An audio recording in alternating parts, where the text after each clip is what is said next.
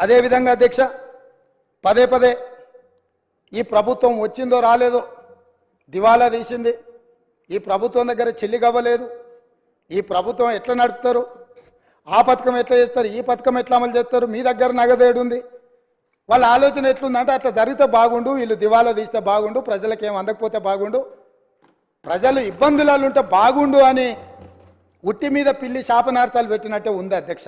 పిల్లి శాపనార్థాలకు ఉట్టి తెగిపడుతుందా అధ్యక్ష? అట్లనే 9.5 సంవత్సరాల అధికారంలో ఉన్న మీరు కనీసము 100 రోజులు కాకముందే రోజు పొద్దున్న లేస్తే ఈ శాపనార్థాలు ఏంది అధ్యక్ష?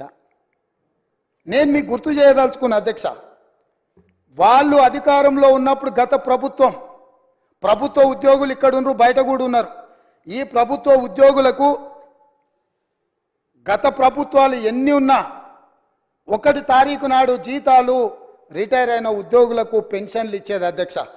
కానీ గత ప్రభుత్వం 25 తారీఖు వరకు విడతల వారీగా ప్రభుత్వ ఉద్యోగులకే జీత భత్యాలు ఇవ్వలేనంత పరిస్థితి, ఆర్థిక సంక్షోభాన్ని కల్పించి మొత్తం రాష్ట్రాన్ని దివాలా తీపించి ఈ రాష్ట్రంలో ఉద్యోగస్తులకు జీత భత్యాలు ఇవ్వని పరిస్థితులు కల్పించి ఆ స్థితిలో రాష్ట్రాన్ని మాకు అప్పచెప్తే కష్టపడి ఆలోచన చేసి విధి విధానాలను సవరించుకొని మా ఆర్థిక మంత్రి, మా ఉప ముఖ్యమంత్రి బట్టి విక్రమార్క గారు కష్టపడి మొదటి నెల 4 తారీఖు లోపలనే జీత భత్యాలు ప్రభుత్వ ఉద్యోగుల ఖాతాలు వేసినాం.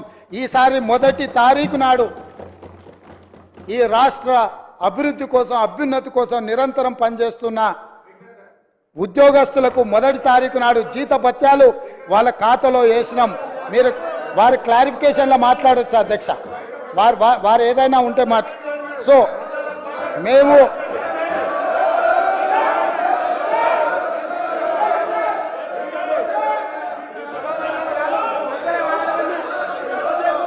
అధ్యక్ష దాదాపుగా మొదటి తారీఖు నాడు 4,800 కోట్ల రూపాయలు ప్రభుత్వ ఉద్యోగులకు, పెన్షన్దారులకు.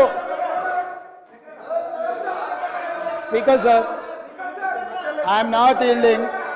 శాసనసభ వ్యవహారాల మంత్రిగా వారు పనిచేసిన అనుభవం ఉంది హరీష్ రావు గారికి. శాసనసభ వ్యవహారాల మంత్రిగా సభానాయకుడు నిలబడి మాట్లాడుతున్నప్పుడు కనీస గౌరవం కానీ పాటించాల్సిన బాధ్యత వారి మీద ఉన్నది. కాబట్టి ప్రభుత్వ ఉద్యోగులకు, పెన్షన్దారులకు ఈ నెల మొదటి తారీఖు నాడు మేము జీత భత్యాలు వాళ్ళ ఖాతాలో వేసినాం అధ్యక్ష.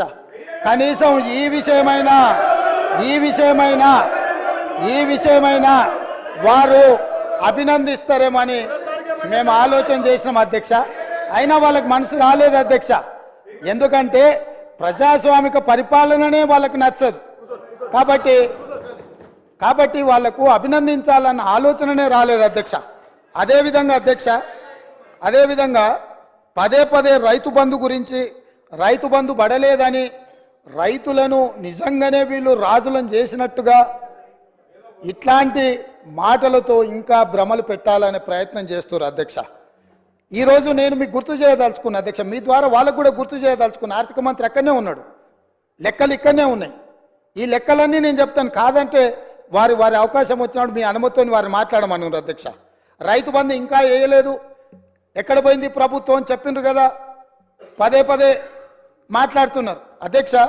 2018-19 యాసంగి రైతు బంధు 20-10-2018 నాడు మొదలుపెట్టి 30-3-2019 5 నెలలు పట్టింది అధ్యక్ష. 2018-19లో యాసంగి పంట రైతు బంధు డిసెంబర్ 10వ నెలల మొదటే 19లో మార్చి 30 తారీఖు వరకు వేసింది అధ్యక్ష. 5 నెలలు పట్టింది వాళ్ళకు 2018-19లో రైతు బంధు వేయడానికి. వస్తున్న ఎలక్షన్ ఇయరే కాదు, ఆ తర్వాత సంవత్సరాలు కూడా ఉన్నాయి, తొందర ఎందుకు.